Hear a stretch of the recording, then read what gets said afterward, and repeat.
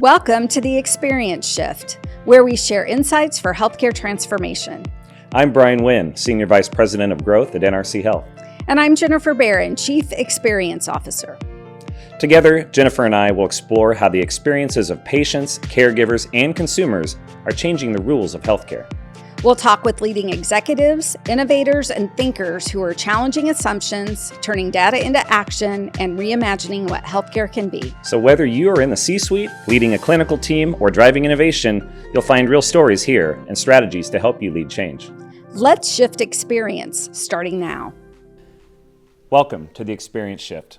In this episode, we're thrilled to have Ryan Donohue, a recognized thought leader in the healthcare industry on healthcare consumerism and a former strategic advisor of NRC Health, joining us today. Ryan is an influential author, co-authoring Patient No Longer, and is here to talk to us about the challenges that healthcare leaders face with regards to consumerism and what healthcare leaders can do about it. Welcome, Ryan. Thank you for having me, Brian. Thank you, Jennifer. Well, let me just get this right out of the way, Ryan, because I think fans of the podcast may recognize this configuration, although we're on different sides of the desk. A couple of years ago, at our large annual event for clients, Ryan and I had the honor to have as a guest Jennifer Barron. We did. We were right here on the other side, and you were our guest, Jennifer. Yes. And since we've had a bit of a seat shuffle, and now you are on the outside. I am. As our guest, as our very esteemed guest here, and Jennifer and I have now taken over the hosting duties. So first of all, welcome to that side of the table. The lights are very bright on this side. I'm feeling this. The tables have turned. And we've had our own experience shift, right? Right? In this. Yes, literally. Yes. So actually back in May, we want to just kind of approach the elephant in the room here. Sure. At the front of the episode. Back in May, you left NRC Health as an associate so that you could strike out on your own and pursue a lifelong career dream that you have had. And although it was very hard for me, yes, and we miss you dearly, we are thrilled that you are still with NRC Health as an advisor. Correct. Just in a little different role. But we would love to hear about what you've been up to and what you're doing now. So it was hard for me too, and I'm so glad we still have this connection with NRC Health to continue. I'll continue on as a strategic advisor and a faculty member of the Governance Institute. That's right. So I'm very excited to keep those long connections that are very important to me. The first thing I did when I departed in May was I took on a new career role of dad and daddy daycare. So I watched my 4 children, ages 13, 10, 7, and 4, for 3 months straight. It was a job I loved. I almost want to put it on LinkedIn because it was a lot of work, but it was an absolute dream of mine to just take a pause and do that. Gen Z calls that micro-retiring. If you want to sound cool in a convo, you can say, hey, yeah, had a friend who micro-retired. So what about now? I'm out of micro-retirement, and I'm the new CEO of Golden Advisory. It's a firm that I've started to get back to another passion of mine, which is branding. And all throughout the years with all of our NRC Health clients, and we had some elite clients and clients who were big, emerging, and branding, I always felt like there was something needed on the inside of those rebrands. And we would, of course, provide excellent data, but then they'd bring in a big brand firm or an ad agency, and it felt like they weren't staying true to themselves in their rebrand process, and it was all rushed. So I want to exist as a sort of brand whisperer on the inside, working at the board level, working at the senior leadership level, hitting the pause button from time to time and saying, hey, wait a second, have you thought about this? To me, your brand is your DNA. It is so important. And I want to help people take stock in who they are. I actually think organizations are already unique, and they can build that brand from the inside out so that all those consumers and patients, when they come to an experience something consistent and authentic. So that's the idea behind Golden, and that's what I'm doing now. I love the idea of the brand whisperer. I could almost go along next to the chief marketer and say, psst, psst, yes, when they start to get out of line. A little tap on the shoulder. Yeah, just something to reinforce positive behavior and thought. Yes, that's very great. much. Well, we'll certainly good luck with that. We'll be paying close attention to your work, and I know many healthcare organizations could use your advisory support. So, let's talk about the book. I mentioned it in the introduction. We have version number 2 of Patient No Longer, which was released last year. Tell us about that. So it is version number 2, and it's lived a lifetime. So we released the first edition of Patient No Longer in 2020. For aspiring authors, I would not recommend releasing a book during an active pandemic. There's a lot going on, and we found that so many of the insights that we had researched well before COVID, that consumers are hyper interested in new access, that they are wanting engagement they're not getting, that value and affordability are going to become critical. All of those things came true. We just felt like virtually, I was mailing books and we were talking as much as we could in webcasts. We were doing this podcast. Right. The second edition is such a golden opportunity to say, I can hand someone a book in 2025. And that book is filled with writings about what we learned. First of all, what we learned is a lot of what NRC Health talked about 10, 15 years ago came true during the pandemic. All of those things consumers are concerned about on access. Look at the crisis we have now. On affordability, look what's happening with Medicaid. So it felt good to be right a little bit, and then it felt like, wow, there's a ton of work here.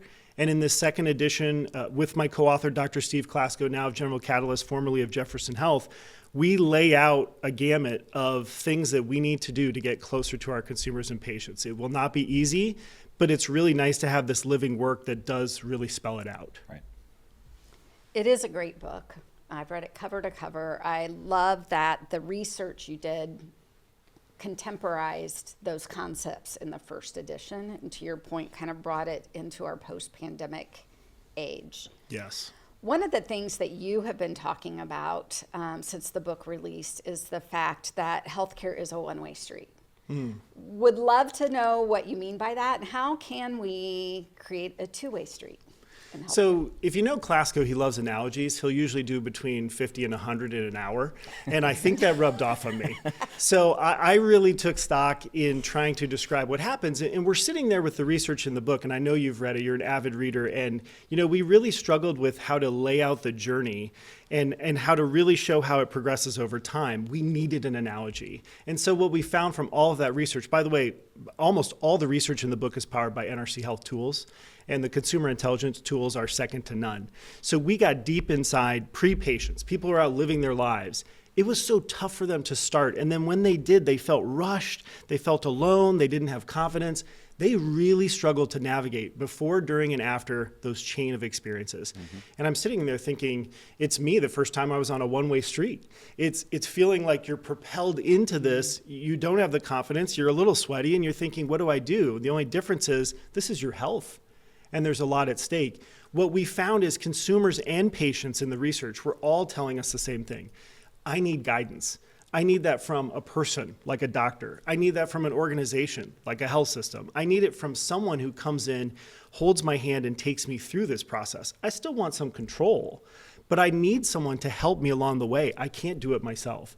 So it just felt like if you want this thing to turn around, think of a two-way street. Think of how you can get closer to the consumer before they're a patient, how you can engage with them when they are, because just being a patient does not mean you're engaged. And then when they're gone, they're still struggling. One of their major experiences is paying the bill and going through rehab and going through recovery and getting well again. You don't want to be out of sight, out of mind. And so you really do need to come into the picture on your own, be proactive, and say, I'm going to engage with you. You're going to know me as a healthcare brand before you need me. Yeah, it's a really interesting perspective there, and it's really nuanced on the piece about consumers wanting and needing guidance, but still wanting to maintain some self-control in the process. So maybe talk about that a little bit more. That nuance is interesting, and I know that health systems struggle when designing experience on really landing that piece. We've always struggled with the balance of that. And Brian, you and I have been around long enough to remember when the ACA came out, and Jennifer, you were on the health system side. I mean, we were all involved in this, and it was like, we've got the empowered consumer. They can do it all themselves. And that never rang true. Right. Even as consumer intelligence purveyors, we were like, hold on. Consumers want more control because they have very little, but they don't want it all. They don't want to be completely in the driver's seat alone, to keep the analogy going. And so ultimately, it's about saying we can't shirk our responsibility to guide our consumers into being patients, guide them between experiences. There's always more than one. And then make sure that when they're off, that they're healed, that they're healthy, and that they come back to us. We want trust. We want loyalty. Make sure that you're an active participant in that. Consumers will not do it on their own. They simply won't. I wish they would. They won't. And so there was the idea that there has to be a balance between the consumer having some control, feeling like they really are here present in their own experience, but also we are guiding them, we're the authority, and we're very comfortable in that process because we care about them. It's that word trust again. It came up. is. That word trust You're always comes right. up. You're right in speaking off a lot about trust Yes. not just in the consumer. Well, probably broaden it out, like the entirety of the healthcare experience. Trust is this pivotal thing where you're either going to build a loyalist or alienate one. Yeah. Right? Talk about trust in the role that we have in building it on the healthcare side, and then the amount of value that the consumer places in it. I love that Jennifer does talk a lot about trust, and we've released a few pieces do on you. it. As do I, and I think it all comes together. And I like the way we talk about trust, because we don't talk about trust as this sort of knob or lever that CEOs say we want to increase trust, and they sort of flip the lever up. We've actually done research in the experience to know what creates trust. It's an output. It's also something that the consumer and patient holds on to dearly. This is my trust to give. It's not just a metric or a KPI you increase. It's something I decide to give you. It's not that much different than personal relationships. And I like to look at it from a brand view. When we think about trusting a brand, we're giving something away. We're being vulnerable in doing that. It's even higher stakes in healthcare. And if that's violated, if something doesn't go our way, our expectations are not met in the experience, we think about how we want to pull it back. It's not a given. It's not just something that you get no matter what.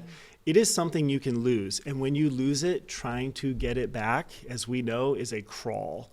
And so I think that trust is so important right now. What I think remains to be seen in healthcare is we love to talk about things as an industry. It gets into the air and we say trust, trust, trust.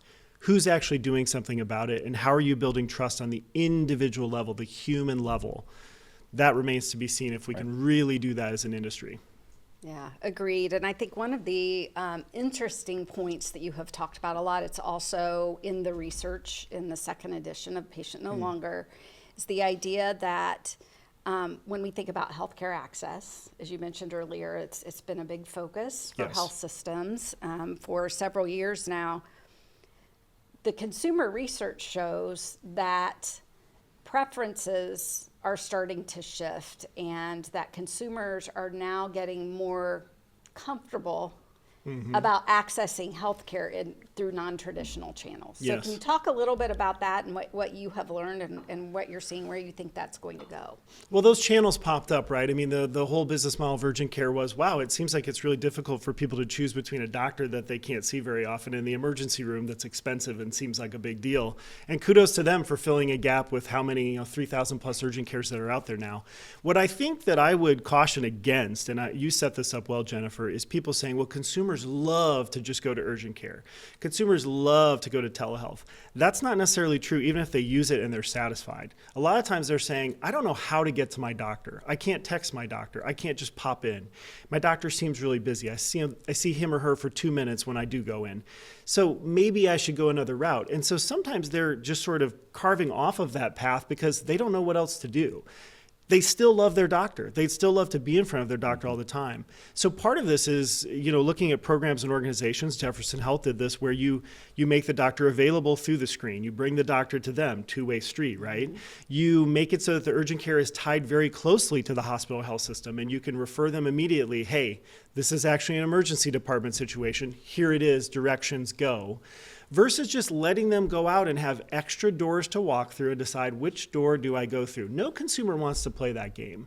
And so I think as we think about access, we need to think about ways to take what we do, maybe primary care, and make it more accessible instead of trying to add more doors. Yeah. Access is an issue that I rarely get out of a conference room or out of a boardroom and don't have this conversation about access. In fact, recently I went to a conference, and an entire day was dedicated to the concept of access local to the call center, and debates all day long about what that experience is like for consumers.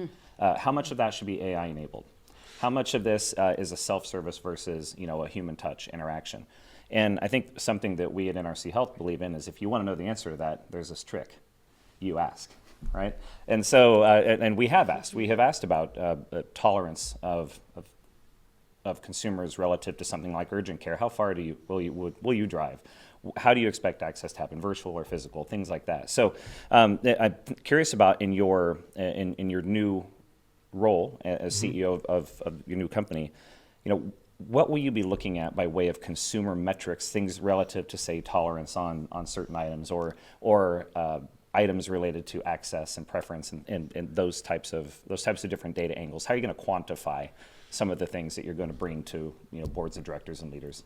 So what I'm already learning is that when people are going through a brand process, it's not always automatic for them to think about even doing research. And that breaks my heart because, as you said, you need to ask. And when you ask consumers, they will tell you. And you really need to do that before you make big decisions, whether that's a rebrand or, frankly, a new strategic plan, or you're thinking about a big organizational move. You need to ask consumers. The first easy button that I would press is you need to talk to NRC Health. In terms of the consumer intelligence tools, because we've done the most at digging in before someone's a patient, before they get in a gown. What do they think? What do they feel? I go back to something I learned 20 years ago when I started at NRC Health, and our CEO, now Chairman Mike Hayes, would chuckle at this because it was his idea, I think in the 80s, consumer decision model.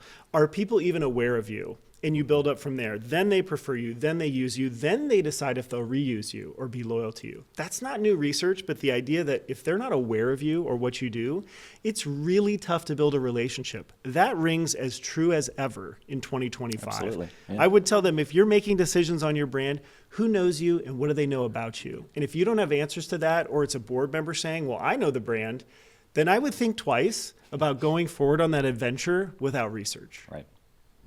By the way, I was not leading the witness there, but you did arrive where I wanted you to. I was going to go. I was going to go anyway, even if you didn't. So I'm going to shift gears a little bit. Sure. Back to the book. Yeah. In the book, you wrote a little bit about the triple aim.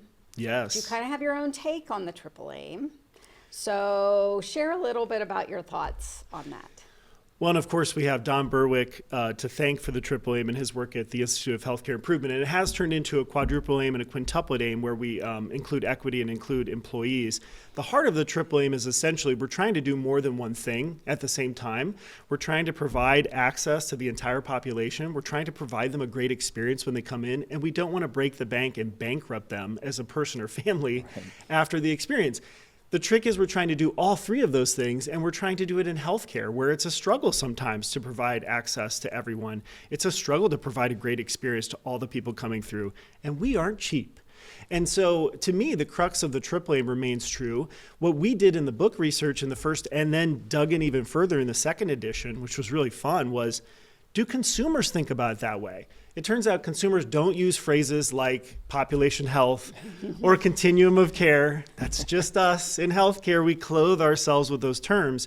It's actually really interesting to just ask everyday folks, which we did in the research, how do you think about healthcare? And they use this plain language that is really almost beautiful and refreshing when you're deep in healthcare to pop out and see, how do people talk about healthcare at the kitchen table? We found that they were all concerned about the same things as the triple aim.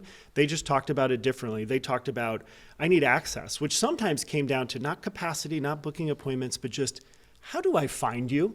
Let's see, I've heard of you. I have you in my mind somewhere, but where are you in reality? And how do I get started? Engagement was great because we found all those brand awareness things.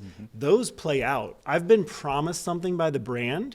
How have you built it on the inside? Because if you've built it outside in, I might be an inconsistent experience. If you stayed true to who you are, the gold is on the inside, then I might say, wow, what I heard is what I experienced.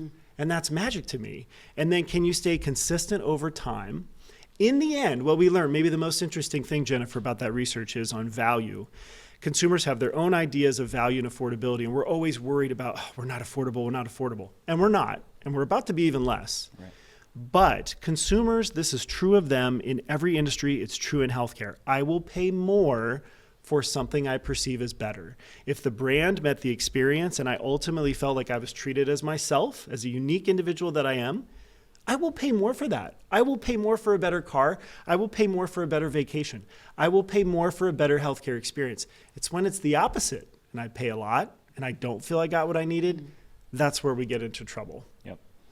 Yeah, we've long studied this idea of like the broken value equation, right? Yes. Like a completely imbalanced value equation that exists today as much now as it ever has. True. And maybe even more so now with cost pressures. I want to ask you a question about brands and branding. You talk about you need to someone needs to be aware of your brand before they can even consider you as an option. Right. We know through our brand research that it is increasingly difficult for consumers to tell you what makes one health system different than another. Yes. Right? And we've seen that's on an upward trend. Almost the unfamiliarity is spiking and peaking. What can health systems do to address that and actually maybe flip that to their advantage and relative to their competition? The lack of differentiation is so interesting, and we've talked about this and kind of keeps us up at night sometimes, how consumers, we do so much work as brands, and consumers will say, well, I really can't tell you apart from anybody else. What I've found in that process, and especially now that I'm digging into brands more, is that we often just sort of assume that we're unique. We say, well, we know all these things on the inside about who we are, and our employees know all these things, and they talk about these things. And so, of course, in the consumer research, everyone will know the 15 things that we do very differently. It's like your board might know, you might know, we know through research consumers don't know that. Right. Don't make any assumptions about what they know. In fact, there's a little workshop concept that I'm working on that I do not have done. Can we talk about unfinished projects on here? Is that allowed? You all might remember the soap opera General Hospital. Oh, and that phrase always caught in my mind. And I thought about how, there's this idea of this generic hospital, that its billboard is the blue square with the white H. And that's the only thing consumers see. And you know what? I just know you're a hospital. And I know you're down that street. And I know I can go there if I need hospital care, which I hope I never need. And that might be your brand.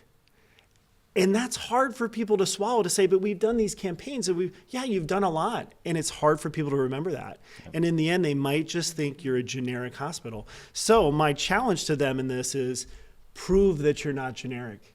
Prove to me, don't assume, prove it. Tell me all the things you do. And then we'll go through like a checklist and say, what of those things do your competitors do? Oh, we provide great access. They do that too. Urgent care, we've expanded primary care.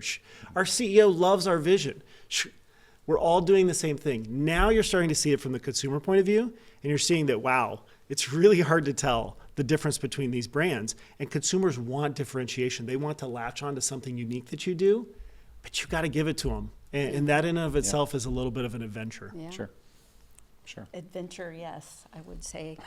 You've seen it on the That's what it inside. is, yeah, yes, for sure. You've gone through those rebrands. So we're going to move into our executive round question, and I think that was a perfect kind of jump off point for this question. My blood pressure is going up. Yeah, Executive here we rounds. go. This sounds Here we serious. go.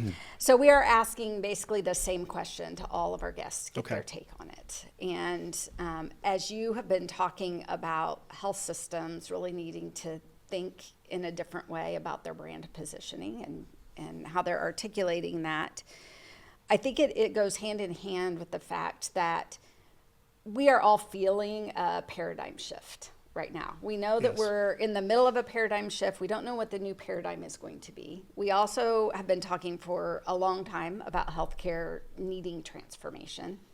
So would love to get your thoughts on how you would like to see healthcare transform over the next few years. I've been in healthcare for 20 years, and I know some people say that's not very long, but it's been long enough to know that we've talked about transformation a lot over those years, right? With HCAP's public reporting was big when I first started. That was going to solve all the issues of, consumers being able to speak out about hospitals. We saw the ACA.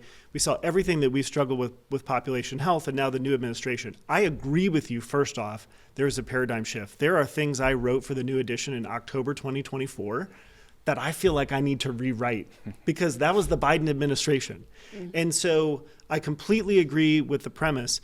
What I would actually say on this, not to be overly dramatic, is with all of the changes coming in how hospitals and health systems get paid, I'm going to pit two things against each other. I'm going to pit being profitable with our people or patients. So profit versus patients. It has always been a tension to make money in healthcare, but to do what's right by people and provide a great experience. We've seen that forever. Now there's going to be so much pressure to pay attention to profitability. It is going to be so easy to completely lose sight of the patient, even though they come through every day, to completely lose sight of the consumer and the patient, all the things that we're so passionate about. I really worry about them fading in the rear view as people say, well, I just have to be profitable. But the key is that they are not diametrically opposed. Mm-hmm. We need people for profit. We need our employees to be engaged to be profitable. We need all of those people things to grow and make sure that we have a financially secure future. So I would love for us to shift away from all those bright, shiny, noisy things on profitability for just moments at a time and shift over to people and say, how can I focus in on the people on the inside and the people on the outside? How can they help me through however difficult this financial gravel road we're about to be on, however difficult that gets? To me, the people part of this, that's the alliance to build. That's where our energy should be. And that relationship is something that both we want and our patients want. Right. So we're in agreement with our audience. Love it. Very Yep. insightful. Always Thanks, on Ryan. Jennifer and I love spending time with you, and good luck. Best of luck to you in the future. And who knows, maybe one day I'll be a guest on this podcast. That would complete That'll be the complete list. all Complete it. possible combinations would be met if Brian is the guest. I would love that. That's terrific. Thanks, Ryan. Thank you, Ryan. Thank you Great both. to see you. Thank you very much.